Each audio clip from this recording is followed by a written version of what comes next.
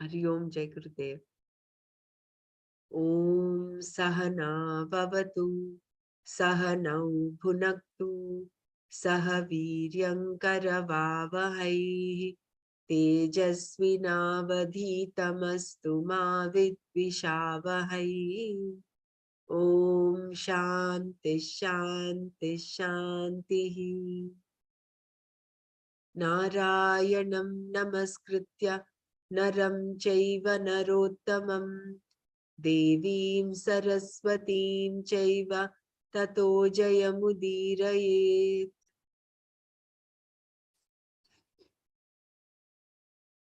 Jai Gurudev. Yeah, let's share. Let's.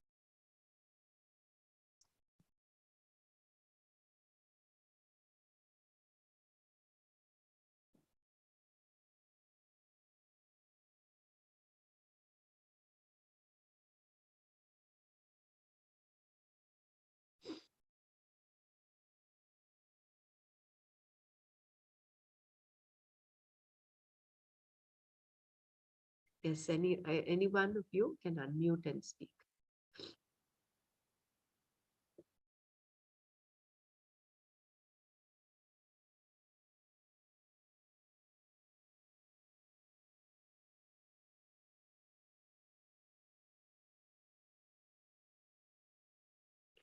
I think this whole reading and this understanding was very meditative, especially the meaning of the word Narayana, the meaning of the how the Jnana Mudra was expounded. That was a beautiful.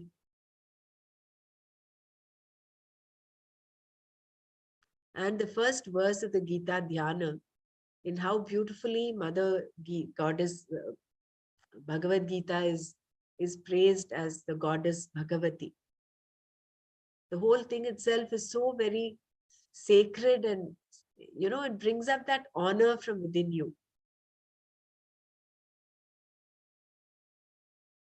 And the feeling that you're very, very blessed to be able to partake of this.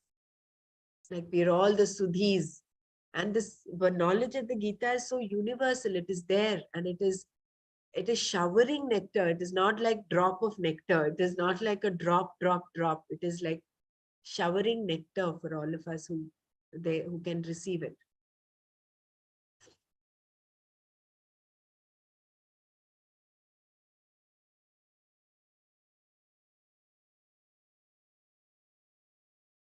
So Dr. Mara, actually your answer, I think your question was answered in today's explanation of the Jnana Mudra. Can you please say it again, because I missed that part? Yeah. See, the Jnana Mudra is where the three index finger is separate from the three fingers. And the index finger tip touches the thumb tip, right? So the index finger is you, the Jiva, or the Atma, for instance. Atma is the index finger. It is separate from the other three, which is body, mind, and senses. The other three fingers are the body, mind, sense complex. So the Atma is different from the body, mind, and sense. At the same time, the congruence of the Atma with Ishvara is formed by the circle where you touch the two, wherein the index finger and the thumb come together in a circle. Yes, that's really nice. Brahman. Okay. I thought the I is that, was that Ahankara? It's not. That you said it's Atma, right? Read it again. I thought, yeah. I will read it again because for us to understand it well. So we offer our salutations not to the symbol of knowledge, but to the one who has this knowledge of non-duality, which cannot be negated. The symbol of knowledge, Jnana Mudra, is formed by joining the three fingers and separating them from the index finger. The index finger then joins with the thumb to form a circle. The index finger, also called the accusing finger, stands for the self, and usually joins the other three, representing the body, mind, and senses. By separating them out, we see that the body, mind, and senses are all anatma, not I. One generally thinks that these are atma, but they are not. They are all anatma and are therefore to be understood as such. Whatever is not anatma is the self and is revealed by the teaching as identical with the limitless Brahman represented by the thumb. So thumb is the anatma, is the only, is that which is not anatma. Plus Brahman. Yeah. Yeah. That which is not anatma is what you are. And that is what is represented by the index finger joining with the thumb. Without the thumb, the fingers cannot grasp anything. It is important that the thumb be away from the fingers in order to do so. Similarly, the limitless Brahman is away from, unattached to the body, mind, and senses. At the same time, without the limitless Brahman, the body, mind, and senses have no being, much less any function. So I was thinking, So mind itself is encompasses all the four, right? I mean, when I say mind body complex, all the four things are in the mind. The mind, chitta, and ahankara, and memory, and all. So that, Antakarana is included in the mind. Yeah. So then it's considered those three are anatma, and the thumb is. Yeah, that's what the other thing I had was when you bend this index finger to thumb, you lose that the ahankara. That's what that was. But again, I go with this one. I mean, that's also maybe, yeah. Because the thumb, ahankara, has to bend, has to dissolve. Therefore, it forms the circle, right? As long as you keep on saying I, you identify yourself with the anatma. Right. That has to bend down. It has to become humble, so to say. And then once it dissolves, that has to separate from mind, body, sense. Separate from mind, body, sense. That and it becomes non-dual. Yeah.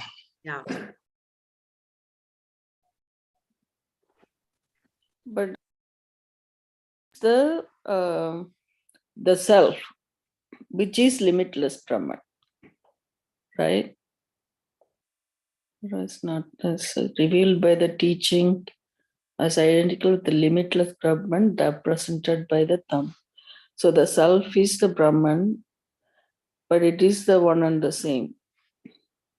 So basically, the Jiva Paramatma Abheda is brought out by the index finger touching the thumb. Jiva Paramatma Aikyam is represented. So without the thumb, the fingers cannot grasp anything. It is important that the thumb be away from the fingers in order to do so. Similarly, the limitless Brahman is away from, unattached to the body, mind, and senses. He is the witness, he's the sakshi, he's the akarta, abhokta. He is the all-pervading substratum upon which all of this works, all of this functions. At the same time, without the limitless Brahman, the body, mind, and senses have no being, much less any function. It is like the ocean. Without the ocean, there are no waves. So the body, mind, senses are like different waves, right? Yeah. So, and previous. Go ahead. No, go ahead, Dr. Kumara.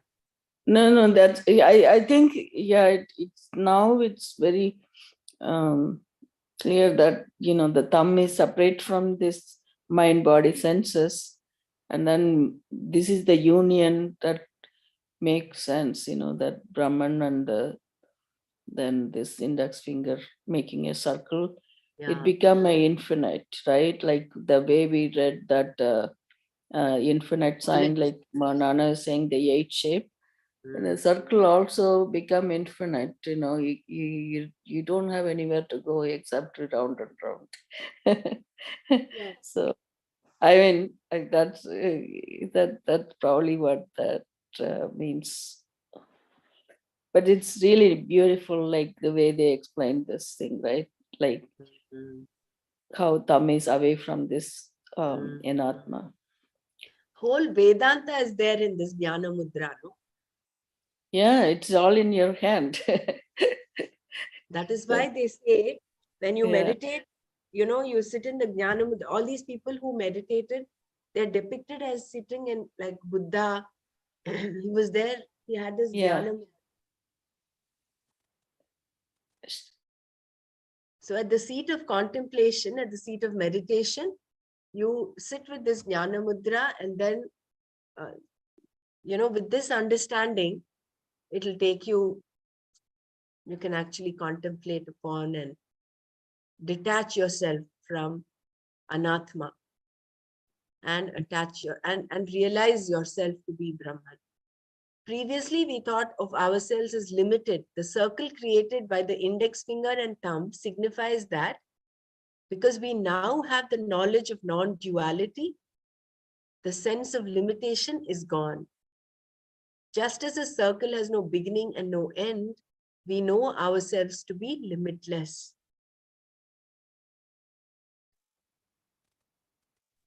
I mean, this Swamiji is whatever, even though with the Shankara's commentary, he says it so coherently, right? Everything from the beginning.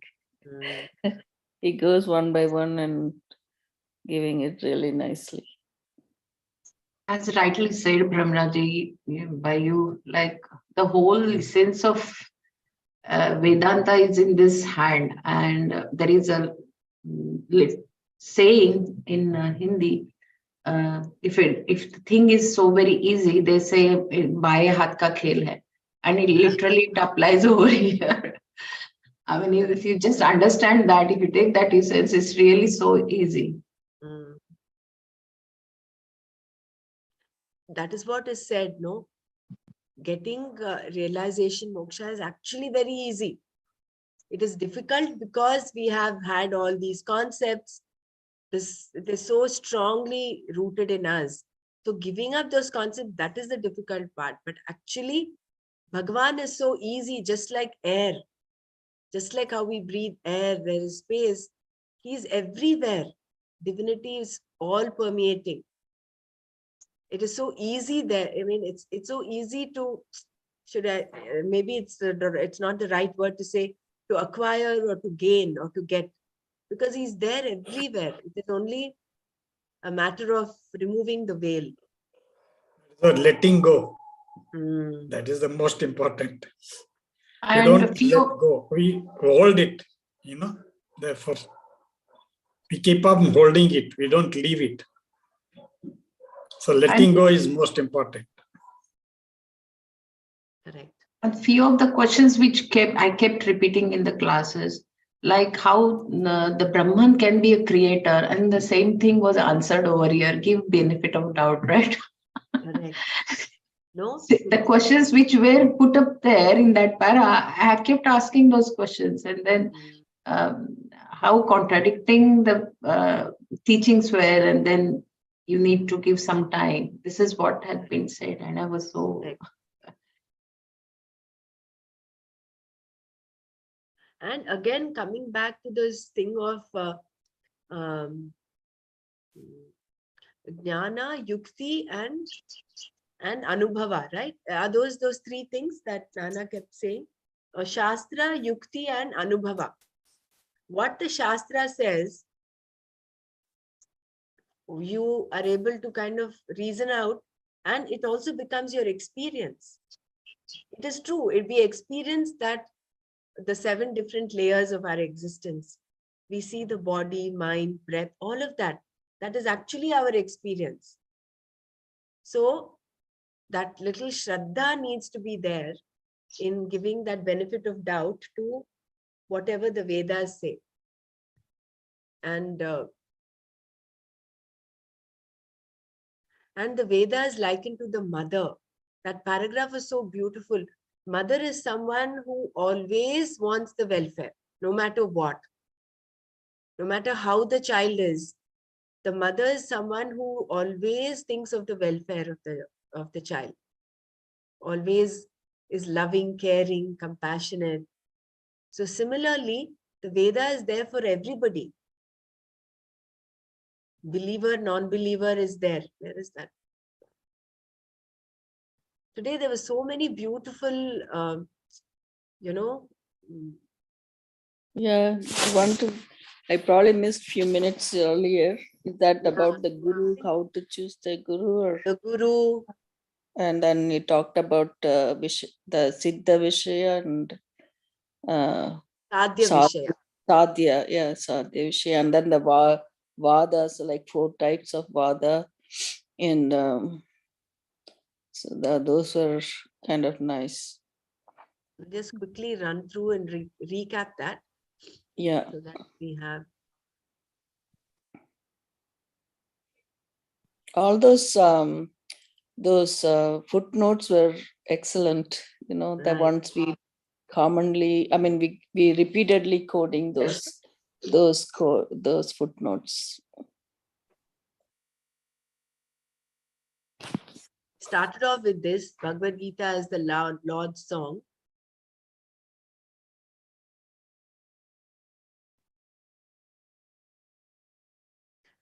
So the title, you can either take it as the song given by Bhagavan, that is coming from Bhagavan, or the song about Bhagavan. So it is both.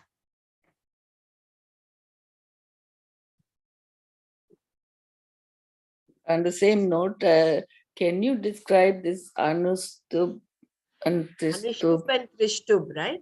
Yeah, because I had a hard time today with the 11th chapter.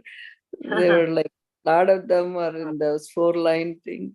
Can you explain that? So, Anushtup is the one that we normally use, the regular meter, which is like, for instance, chapter 9, Navamodhyaya Shri Bhagavan Uvacha Idam Tute Guhyatamam Pravakshamyana Suyave Jnanam Vijnana Sahitam Yajnatva Mokshase Shubhat. So there are 4 parts to, there are 2 verses, and I think there are 32 syllables in each, like idam tu te guhyatamam. So that makes it 8, right? 1, 2, 3, 4, 5, 6, 7, 8. So each quarter of the verse has 8 syllables. So it's very nicely, should I say, the verse is very nicely measured up.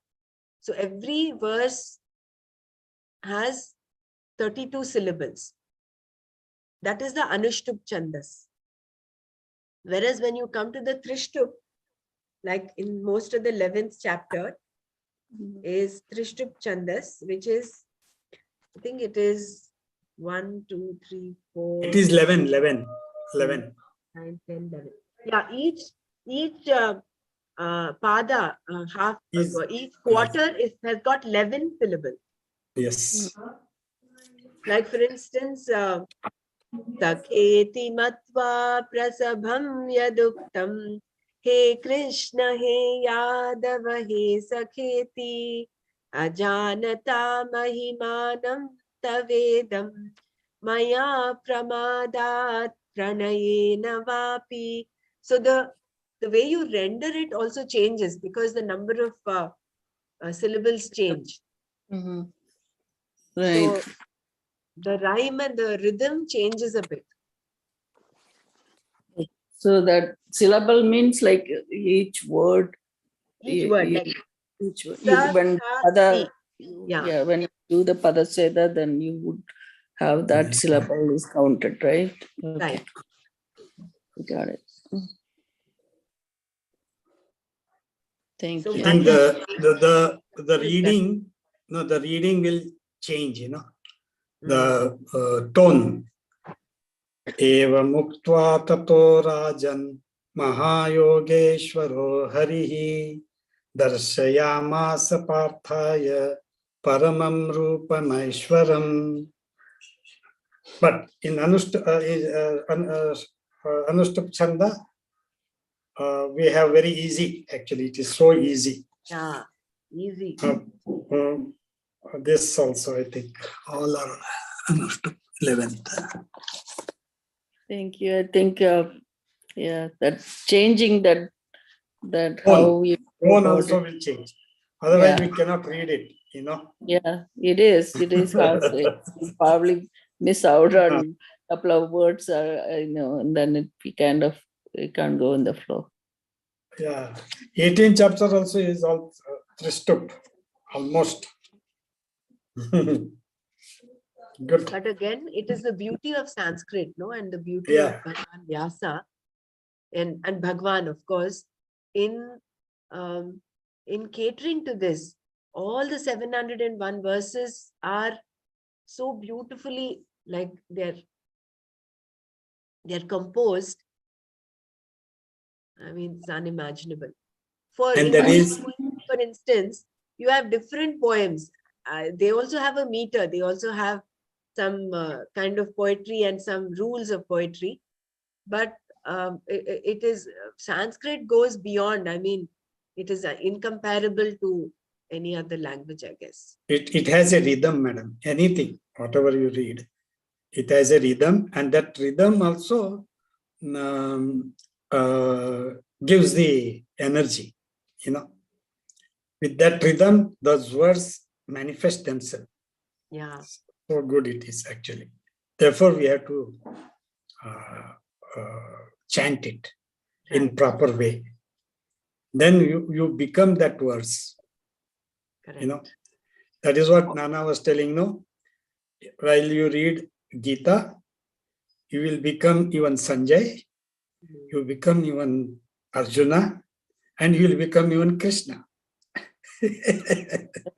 All the three, Yeah. So wonderful it is. Useful to say it, it's just one of those things you have to get to the bottom of that. Like when it suddenly changes, when you're reading 2 lines all the time and then it turned 4 lines. When you start practicing, it automatically comes. On the, like we're talking about the Bhagavad Gita chanting, it just occurred to me yesterday. We have this select group of, I don't know how many people we are in this Gita chanting group. Whereas we have more than about 100 plus in the main group. So I was thinking, in order to kind of inspire everybody, more people to get inspired, why not we post whatever we are posting in the main group? Yeah. That might inspire. It's only to act as an inspiration, not for anything else. People who are not, not keen to, they will anyway leave the group. That is fine. But I was thinking yesterday, maybe we should post it in the main group. So that will co-inspire other people. Oh, you mean the daily chanting? Daily chanting. Instead of be good. Exclusive, we should, I think, put it in the main group. That is my, I thought I should put that forward. I think we will miss out on some important messages like the postings and all. Too many messages in that group would be little difficult, because many a times I have missed on whatever you have posted and then haven't gone back to that, because if there are too many messages, you are discouraged to look at the important things. Of course, this is also important. You have a point, correct. It was just a thought that occurred to me. Forward. Like we would want Percy ji to join this group and make a beginning with this. Yes. Jai Gurudev. About this Trishtup Chanda, this chapter 11 is Vishwarup Darshan. Vishwarup Darshan is little difficult, right? Then in chapter 11, all three, I mean, Sanjay, Krishna, and Arjun, All three of them have uttered in Trishtup Chanda. That's wonderful. Yeah, It is becoming one of my favorite chapter. It's nice. I just want to make. Today we talked about something like 1 lakh versus, then out of that the difficult ones were 8,500 something. Were we talking about Gita? Because I think maybe I missed out that part. Mahabharata. Mahabharata. Okay, Mahabharata. All right. Okay. I was just thinking then who did pick up only 700? No. This is Mahabharata. All right. Okay. 125,000 I heard. I'm not sure it's only 100,000. Maybe it was not included the last part that they called Harivams or something like that. Out of that 88,500 is the tough ones, the profound ones. Purple verses. Yeah. That is. Can you believe it? Can you believe that Ganesha sitting next to Vedavyas and writing it? It's really neat. Again, how we talk about we are having this transcriptionist. Even when we were doing the medical scribe, like lately, to make our job a little bit easier with electronic health records, we try to have like medical scribe, and like that with the it's so even those days in Mahabharata time they got scribe because he wanted to do it faster. Connected to this, just small funny this thing. It is mythological. I don't know how far it is true, but it is said that because it was the knowledge which Ganesha was writing, and because of that, so much heat happened in his body that he couldn't bear it, and to really cool down properly, this soil, matti.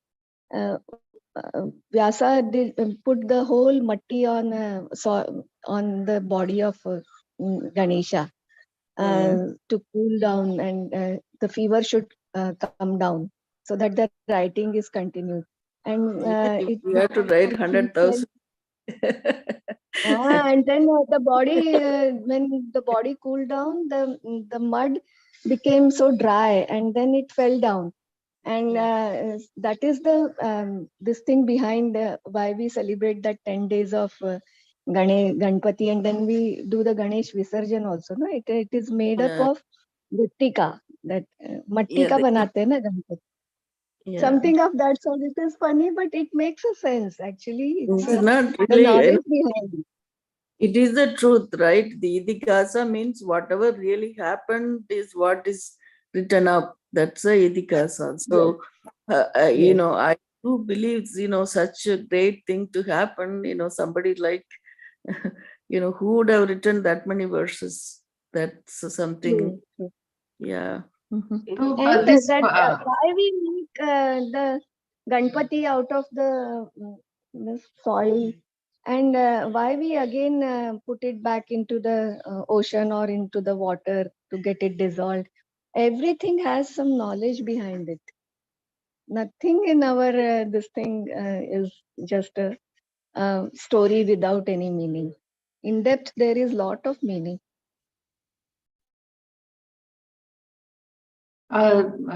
This Vyasa has written this after the war over, is it? I remember Nanaji saying all of that, but I really forgot now since we are reading it again. Vyasa was not part of the Mahabharata war. He wasn't there. And it was Sanjaya who was seeing it, right? Veda Vyasa is the beginner. Actually, in the whole story is part of Mahabharata. And he is the one who gave the Divya Drishti, is it? Or who gave the Divya Drishti to Sanjaya? Oh, yeah, with the Veda Vyasa. Veda Vyasa. So he himself must be also seeing it, isn't it? He And knew. when did he write? knew what is I going. remember Nanaji saying all of this, but I don't know. Yeah, Unfortunately, the I very forgot very that. beginning, he said, but Vedavyasa knew through the Srishti this is going to happen in the very beginning. He had that jnana drishti and he had all that vision beforehand. But then whatever has to happen, happened.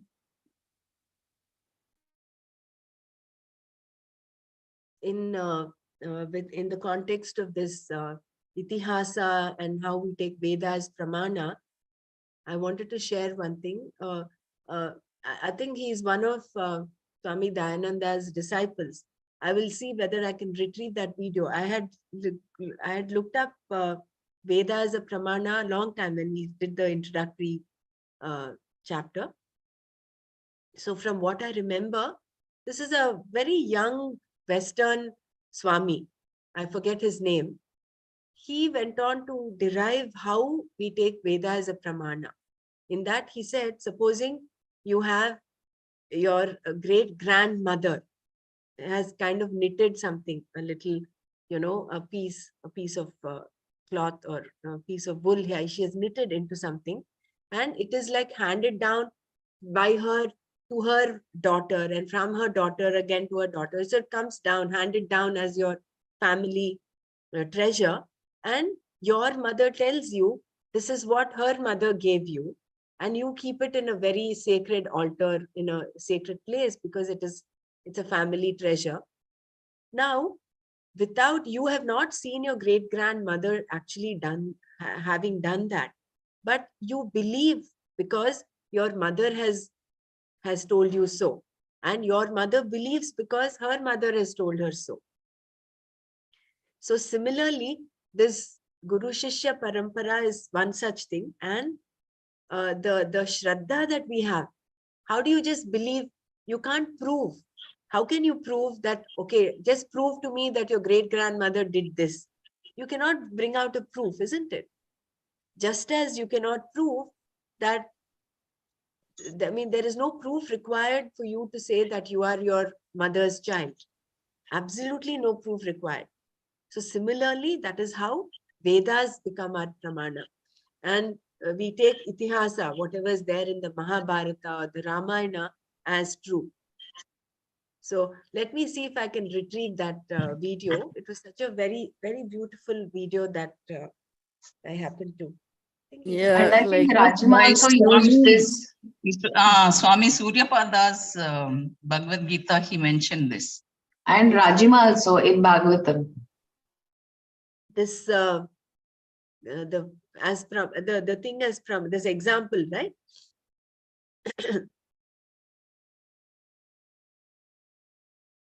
Are you meaning? Yes. The example of that grandmother who has knit that. Right. Yeah. It is Swami. I heard it with Swami Suryapadaji. I remember with Rajima. Okay. So the subject matter of the Gita is about Brahma Vidya and Yoga Shastra. Can I say something? Yeah, please go ahead, Suma. It's everybody's right to say. I was fascinated by this, what Nanaji said, that like when you stretch a diagram, it can change into anything except the figure 8, the infinity. It will always, however you stretch, it will be like that. Somewhere I heard that to represent infinity by this figure 8 itself is an error, because infinity has no boundary, whereas this figure 8 has a boundary. I'm a bit confused about this. And I do remember Gurudev also saying that the bindu is the center of a circle only if there is a circumference. If the circumference dissolves, then every point is the center, and that is infinity. That is where I'm a bit confused with this figure 8 as infinity. Jai Gurudev. I think And it even is if just it more of a expands, direction, right? Like if you go the line, you keep going and coming and going and coming.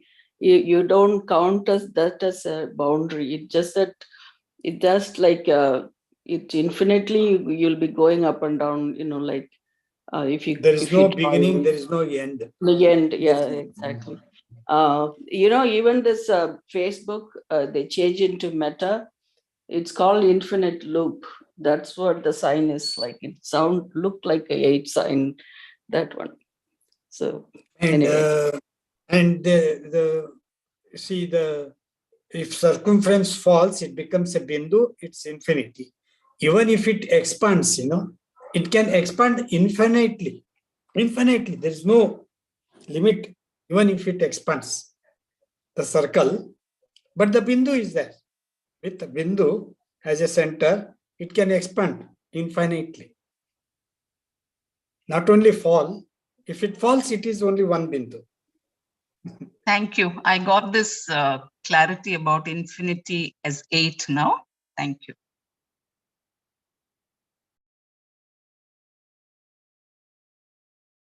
So the subject matter of the Gita is two. One is Brahma Vidya and Yoga Shastra. Yoga Shastra is Karma Yoga, and the other is Brahma Vidya, which is knowledge of the Brahman. So it implies both activity and renunciation of activity. And this is so well depicted by Krishna in his Jnana Mudra, and that he's wielding the whip in one hand, the reins, holding the reins, the horse and the whip. And on the other hand, he has the Jnana Mudra. So he is like personifying both Karma Yoga as well as Sannyasa. Whereas Arjuna, he's dropped his bow and his arrows down. He is the deluded person. He is like Arjuna represents the miserable human lot that has got deluded with the samsara. So we've dropped all our things, and then Krishna says, hey, come on, get up, lift your bow and arrow and fight. So Yoga Shastra and Brahma Vidya. Then Brahma Vidya is knowledge of what is. What is the reality of the world? What is Brahman? What is the nature of the individual? What is the truth of oneself? All this is so beautifully given in our second chapter. What is the relationship between Jiva, Jagat, and Ishvara? Even in the 13th chapter, the Kshetra, Kshetrajna, Vibhaga Yoga. What is the reality of each of them? Is there anything common among them? Are they all one or are they separate entities? To gain this Brahma Vidya, certain qualifications are needed, for which Karma Yoga alone can provide.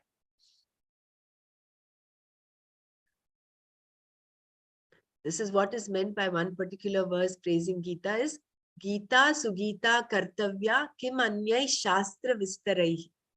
The Gita has to be studied well. What is the use of studying other elaborate works? The completeness of the subject matter unfolded by the Gita is highlighted here. Here, I don't know, Bela, you're here.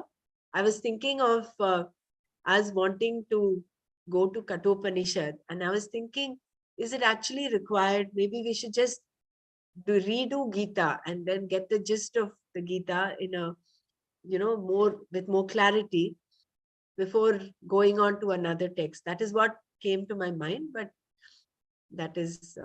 Yeah, Hari Om Brahmaraj, you are right. It is, as we are recapitulating, no, it is getting so very, it's giving very beautiful feeling, which is I'm not able to express in words. Right. So whenever people are in trouble, they say they go to Gita and their problem is solved. Maybe they do find answers because one can read into whatever one wants. Be that as it may, Gita has something of its own to give. Do you want what it has to give? That is the question. That is so profound, these two So are we getting the essence of the Gita? Are we getting what Gita wants to give us? Or are we using the Gita as a manual just to, use our, to manipulate and wade through our samsara? Are we getting the actual essence? So that requires inquiry or vichara. And that is how Shankara talks of. He says, this is the sense, because there's so many commentaries that had come up. The sense of the Gita Shastra, which is in the form of the essence of the meanings of the words, the Veda, is difficult to grasp. And seeing that all the commentaries are fraught with vagueness and contradictions, in order to ascertain the correct meaning with due discrimination, Shankara writes this Bhashya. And Swamiji says of all the Bhashyas, Shankara Bhashya is the pinnacle, is the highest, has stuck to the Shastra from the beginning till the end, without any contradictions. So therefore, because I had this doubt that cropped up, say there's so many Bhashyas, why are we sticking to Shankara Bhashya? I mean, as a lay person, of course, I have a lot of respect for Adi Shankara. But then the questioning mind came up and said, why are we sticking only to Shankara Bhashya? And that got answered over here.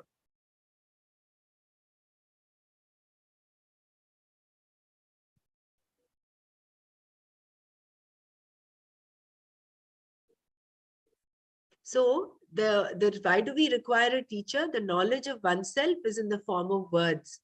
But since the subject matter is something very unique, the knowledge is not easily accessible through words.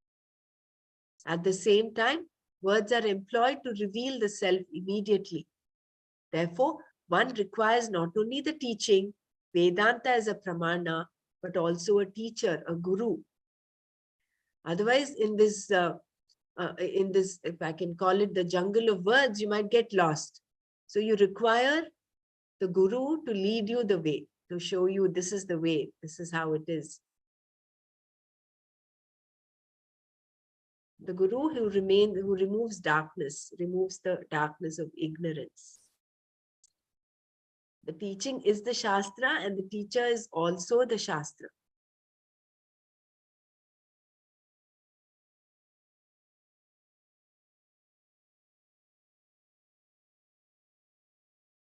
So the methodology is so beautiful, no? How we started off with the introductory text like Tattva Bodh, and then the Atma Bodh, and then we went on to the Gita. So there is just as an artist unfolds his vision on the canvas, there is the teacher does his part by unfolding for our own comprehension for beginners of Vedanta. So who is the first guru? This is, you go on asking who is the first father. Then you will come to the thing that you will say the Lord, the Creator, is the father. Then he must also have a father, which means he cannot be the creator. Therefore, there is no father for the one whom you call the Lord. That is period. So that is where the buck stops. It doesn't go beyond that. And for that, we have to have Shraddha. Otherwise, we'll go on and on in a circle. Which came first, the hen or the egg? The hen or the egg? You can go endlessly, isn't it? You have to begin somewhere. You have to accept something at one point.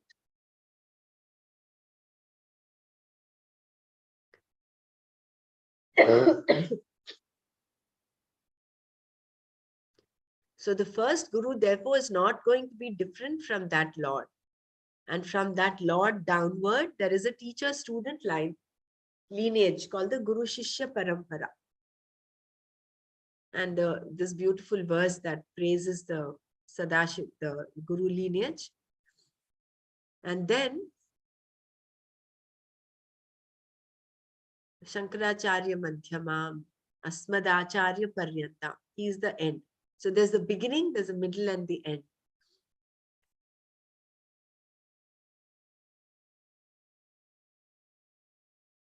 And this Jnana Ganga has been flowing ever since. And it is also our responsibility to keep the flow on.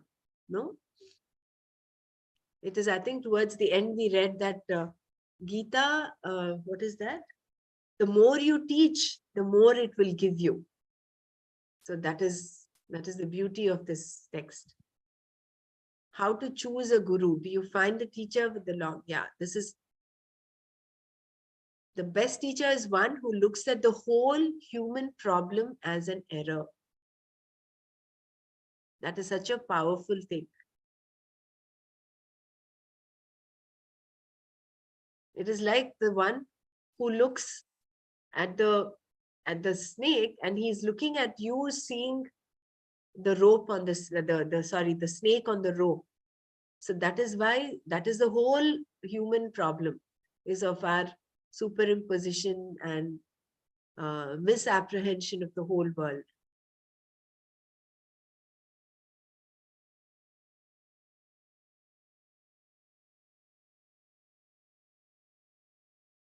Yeah.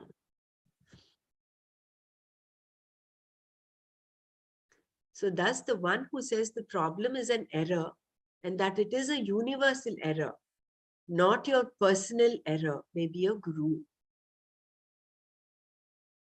And what kind of a teacher should it be? It should be a Shrotriya and Brahmanishta. Shrotriya is one who is well versed in the Vedas, in the Shastras, one who is well informed in this teaching and well rooted in this knowledge, who is a Brahmanishta. Tadvignartham sagurumeva bhigachet samit panihi shrotriyam brahmanishtam. Samit panihi is one who has his hands together. So you need to go with humility and with that submission, just like how Arjuna did to Krishna. No, until then Krishna had all this knowledge, but he did not give the knowledge of Bhagavad Gita. Arjuna had to come to that Samitpani and say, Shishyasteham Shadimam Twam Prapannam. I have become your Sishya, I am confused, please teach me. And only then did Bhagavad Gita start. And Shrotriyam Brahmanishtam. This is from the Mundaka Upanishad.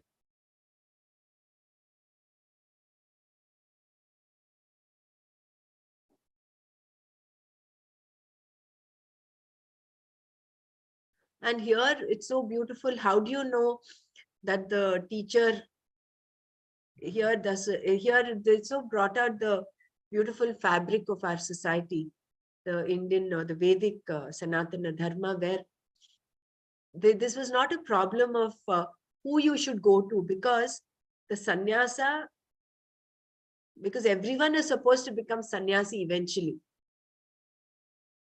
So that was like the normal order of the day. One did not start another life after retirement, right? So I'm just reminded of Swami Tattva Vivekananda. He himself was a grahastha, like what Nana said day before yesterday or so.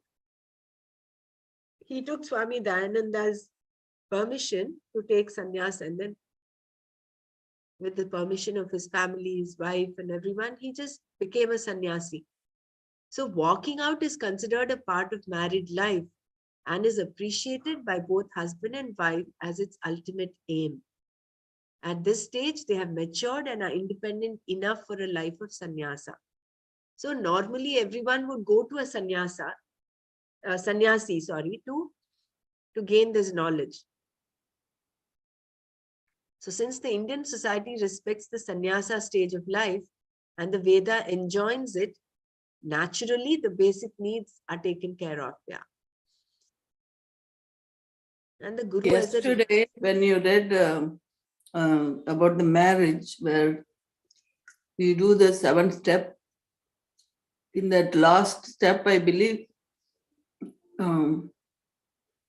both to attain the knowledge. Yeah.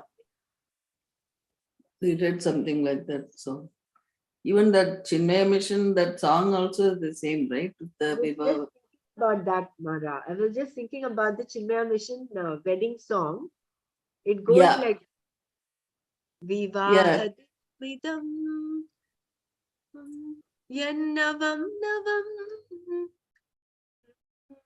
Sada Vangshakshemadam Pratidinam Navam Premavardhata Shatagunam Kulam Sadahi Modata Lokasevaya Deva Pujanam Grihastha Jivanam Bhavatu Mokshadam. So basically, it is like a prayer. It is a wedding anniversary song that is invoking, that is telling them that every day may be new for you as a couple, and may every day your love for each other grow. And Loka Sevaya Deva Pujanam. You're there together to do, say, to serve the world, and Deva Pujanam, to do all your daily rituals and all that. And Grihastha Jivanam Bhavatu Mokshadam. May your Grihastha Jivana take you to the ultimate end. And that is what Gurudev also says, no? You are here to uplift one another on this path. That is the meaning of marriage. It is not like you start the tennis game, love all, and then fight to the bitter end. It is here, both become winners. It is not one wins and the other loses. Both win on the path of moksha.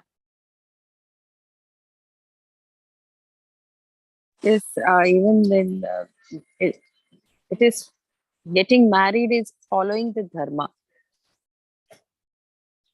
But does it say the sannyasa for the ladies also, or it's for the only for men? No, even for, I don't think women are excluded in this. There are so many women. Maitreyi ji had gone with Yagyavalkya. Look at Swami Vimalanand ji. She's a sannyasi. It is, does not exclude gender. It is as much for women as much as it is for men. Vedanta does not, of course, there is no gender there. When you talk of non-duality, there is gender. No, it is for everyone.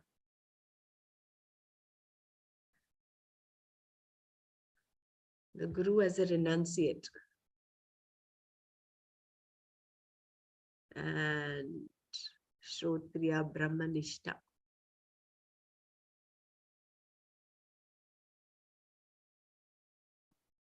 And how should you go to a teacher?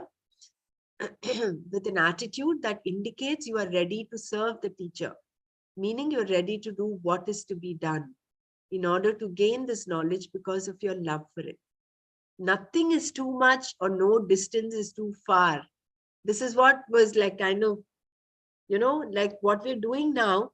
We don't need to feel that we're doing too much at all, because nothing is too much and no distance is too far.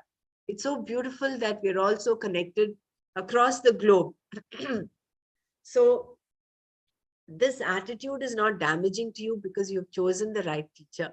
Hence, there is no question of the person exploiting you if he or she is your guru. True to the definition of the word guru. Thus, whatever you can do, you will do. That is your attitude. Only then can the teaching begin. Where was that? Where there was this Kartum Shakyam, Akartum Shakyam. I think it came after this, I think.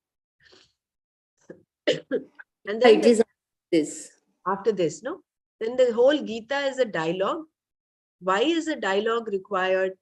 That was also very beautiful. It is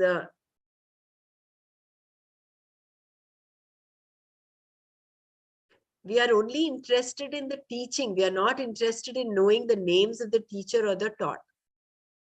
But then the characters involved in the dialogue are presented in the form of a story as an akhyayika in order to tell us something about ourselves.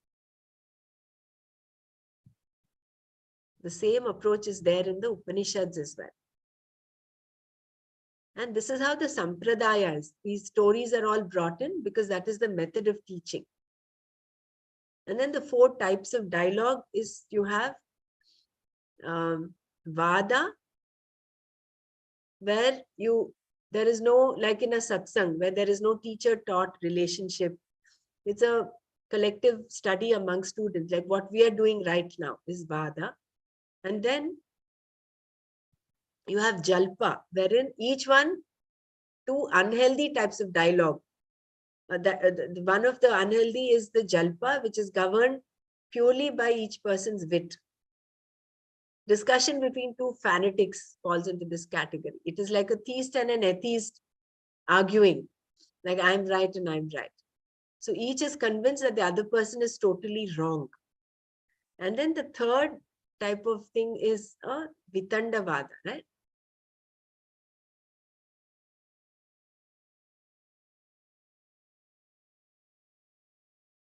Yeah, the 3rd one is Vitandavadam, the 4th one is the Samvad. I think Jalpa, but I don't think what you said is Jalpa. Jalpa definition is different. Vitandavada is arguing, right? Jalpa is something different, I felt. See here, if I read the jalpa, it is those having more of an intellect, the best brains win, something like that. The best brains, who can argue more with logic, wins. That is Jalpa. See what jalpa here is. There are two unhealthy types of dialogue that is we should be aware of. One is a dialogue that takes place between 2 people who are already committed to different beliefs. Such a discussion called jalpa is governed purely by each person's wit. Any discussion between 2 fanatics falls into this category. Each of them is convinced that the other person is totally wrong and tries to win the other over to his or her particular belief, although there is no basis for the discussion. Oh, okay. So I thought maybe atheist will come in here, no? Isn't it? That's what I understood. I don't know whether it is different. And different philosophies also, no? Yeah, Dvaita, different Advaita. philosophies. Yeah. Dvaita, Advaita, for instance. Or Nastika. Yeah, at the end it says it's a useless, like in the Jalpa is useless talk. Like if you go further down, yeah, somewhere like it says. Like our TV debates. Even our parliament debates. Yeah. We can expand it even to, like, see, if somebody is an atheist or somebody is a non-believer in God, even there, that's okay. Let's accept them the way they are. They have their beliefs. Communism does not believe in God. They are all atheists. So they have their own philosophy. I think all that would come under Jalpa, arguing with them, arguing with people of different faith, Buddhists, Christians, Muslims, it will lead you nowhere. Probably you'll get more confused. Yeah, that is why they say leave them. Leave them. Accept them the way they are. Don't get, that is why somewhere, I don't know where, it was, we were told not to not to associate with non-believers, because there is every possibility of you being drawn into their trap. I can't remember where we came across this, but it is said, don't associate with people who are non-believers. Just leave them. Because you might get mistracked. You might lose track of your own path. And the importance of an open, I will just spend another 5 minutes maybe. This thought will recap this whole thing once. The importance of an open, inquiring mind. Here, this shloka, I can't be more awed of this shloka. Acharyat padamadatte padam shishyasva medhaya Padam sabrahmacharibhyah padam kalakramena cha. Hari Om Brahmaraja, this came in my exam, the first one. Oh, it came? Yes. Very good. An open, inquiring mind, the mind of a scientist, is an entirely different mind from that of a believer. A believer is one who just blindly believes, right? Whereas an inquiring mind is someone who's asking relevant questions. We can and must respect the belief of others, but we cannot have a discussion based on such beliefs. Both of us may be wrong. So a discussion between two people, both of whom are committed to certain beliefs, is purely a dialogue between two missionaries. Second. So it is better to respect the other person's beliefs and have a simple human relationship. Discussions are useless. All you can do is ask, what is your belief? Some people are curious. If you're curious, you can ask, but I myself would not ask because the other person is acceptable to me along with his or her beliefs.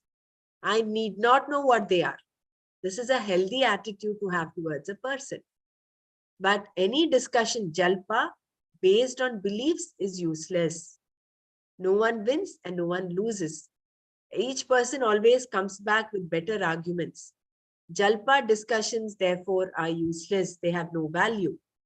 So we should not engage in jalpa. Then there is the other type of discussion called vitanda, wherein one person makes a statement with which the other person always disagrees. Why? Merely because the other person said it. Due to jealousy or some other reason, one person always tries to prove the other wrong. Such a discussion is also useless.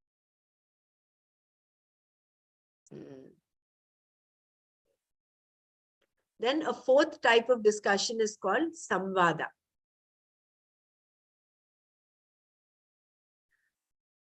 Discussion between a teacher and a student, Guru Shishya Samvada. In this, the teacher is already accepted by the student and therefore looks upon to him or her.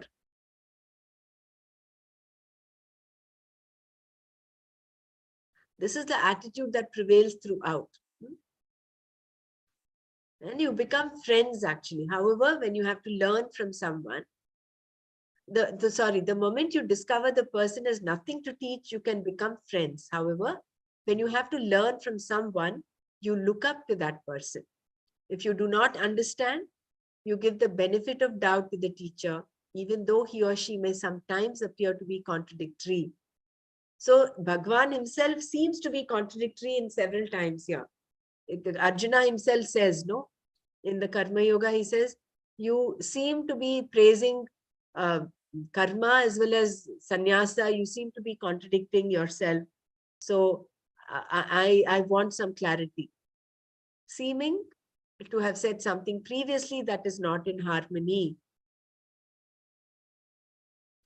So in a Guru Shishya Samvada, the subject matter can be anything, but in Gita, it is Brahma Vidya and Yoga Shastra. In one word, Vedanta. Yeah. Giving the teacher the benefit of doubt. Yeah. Here all our little doubts got clarified, I think.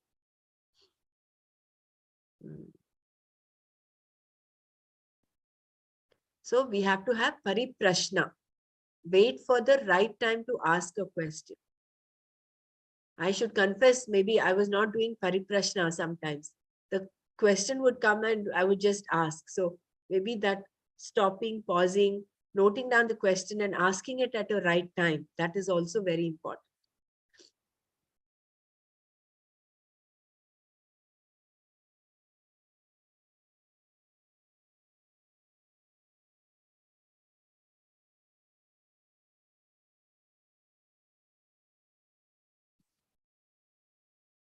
Yeah, and then two types of subject matter is Siddha Vishya and Sadhya Vishya. Sadhya Vishya is like learning to cook a recipe. You need to know all the ingredients and how to cook and all that. But a Siddha Vishaya is something that you already have. You already have accomplished. You only have to understand it.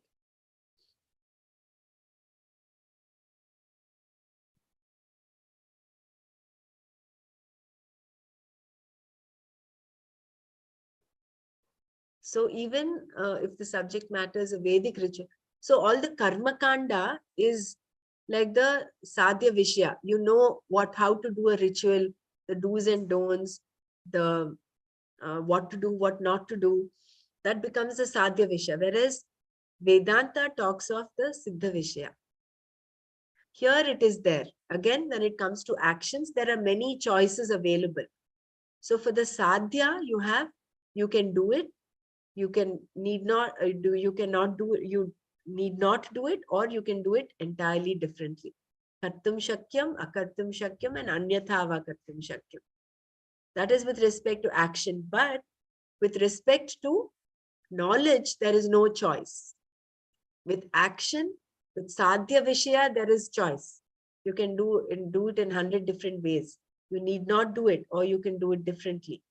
But with the Siddha Vishaya, there is no choice, because knowledge is always true to its object. Now I understood, first time when we read this, I didn't quite understand how knowledge is true to its object. Like if there is an apple, the knowledge of the apple is true to it. You cannot put an orange over there. Superimpose orange on the apple. Apple is apple, orange is orange. So that knowledge is true to its object. So to know an already accomplished fact requires proper questioning in order to remove whatever that may be blocking that knowledge from taking place. Therefore, samvada is required. Therefore, that proper questioning is required to just remove all those doubts that we have, to bring the knowledge, to get clarity of knowledge. The significance of questioning. So when there is understanding involved, questioning is imperative. That's fine. I think we'll stop here maybe. Commentaries on the Gita. Yeah, the Shankara's commentary is extremely cogent and consistent from the beginning to the end. Wherever the topic of bhakti comes up, he discusses it in the proper context. So, right, that is why Shankara's bhashya is given so much of importance. Cogent means it is Cogent. systematic, very logical. That is what the meaning of. I checked it. I was confused. They are written 2-3 times. So very systematic, very, very logically concluding it, the knowledge what it is giving. That is what is cogent. Thank you. The need for inquiry. Since it contains only what is said in Upanishads, there is all the more reason for any commentary on it to be reasonable. Nothing should contradict the source book. We are not trying to make the Gita say what we want to say. We are trying to understand what it says. And for this, we need to inquire and be objective. We are not using it as our, what should I say? We are not using Gita as our shield. We are using it as an umbrella. So in order to use it as an umbrella, we need to know how to open the umbrella first. So that it requires inquiry and a sense of objectivity. And then the Gita Dhyana. Before approaching the Gita, we invoke Mother Gita to reveal the truth contained in the Gita Shastra. So beautiful, the prayer aspect is brought in here, no? Bhakti is brought in here. To gain knowledge, you require bhakti. So you pray to Mother Gita to reveal herself. Such a beautiful thing. Yeah.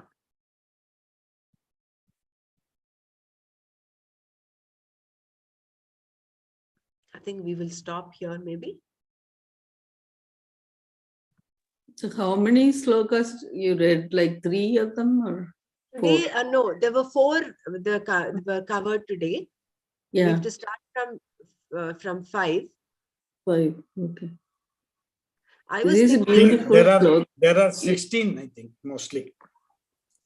there There are are 16, 18. 8 verses. 8 verses. Yeah, it's nice one. You know, I really wanted to sing it the whole thing one time. And We'll then do it. we'll do the Nana podcast. said we'll do that. No, he wants all of us to chant once. I was Yeah. thinking to close today's thing. I thought I'll just share this idea. How Hmm. about making it a fun way to learn and remember all of this is Mhm. to probably have a quiz. Yeah, I would like that. So each one of us can contribute questions. Maybe we can divide the number of pages amongst us. We And can then ask Nana to prepare the question and give it to us.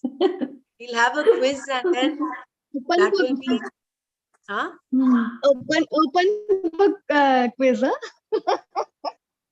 Yeah, you Open can book keep it as quiz. open book quiz. That would be nice too. Open book quiz, but time bound. It should not be open book ever. Yeah. It should be limited to time. 20 seconds, you should get the answer. Otherwise, you pass it on. You know, we can do it. Yeah, the way is fine, but do you want to go with the slokas? Like, I don't know all the words, but then, or you want to go with this commentary thing? With commentary, from what we've learned till now. Oh, I see.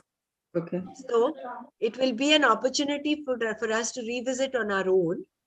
And not only will we understand it, we can also jot down a few notes and then come up with questions.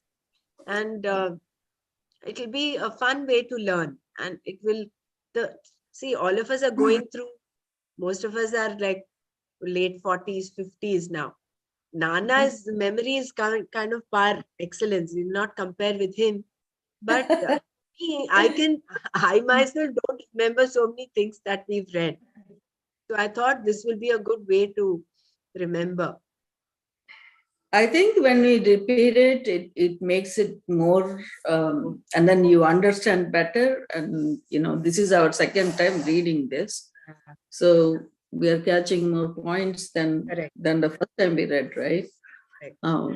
Yeah, it makes it easier to read also, like when you're reading second time. Today It's we not had as, an extended session, yeah. yeah, it's not as difficult as it to understand. Like, I had really little complex for me that the last chapter we read, like that Gauna expression, it was making it like, what is this? But this one is easier, but hopefully you'll answer the questions. Yeah, we can go with the question. You specifically say which part of it you want to do, then we can fix that and go from there. Yeah. See, we have covered up to 48 pages till now. This whole thing is almost the introduction is done, right? After this, only Gita Dhyanam. Correct. Yeah. So, of these 116 pages of introduction to Gita, maybe we can, if we are 10 of us, each of us can take about 10 pages, 10 or 12 pages maybe. And we can then in those 12 pages come up with say 5-10 questions. So we will have a pool of question bank, and then we can ask each other, or we can have a quiz master ask the questions. Sure. Or each of us can At ask the least- questions that we have made. Yeah, because at least 10 of those we would get. We will get. Which we have. Let's take that forward. Okay. Jai Gurudev. Om Loka Samasta Sukhino Bhavantu. Om Shanti Shanti Shanti. Om Tat Sat Shri Krishna Arpanamastu. Jai Gurudev. Jai Guru. Thank you.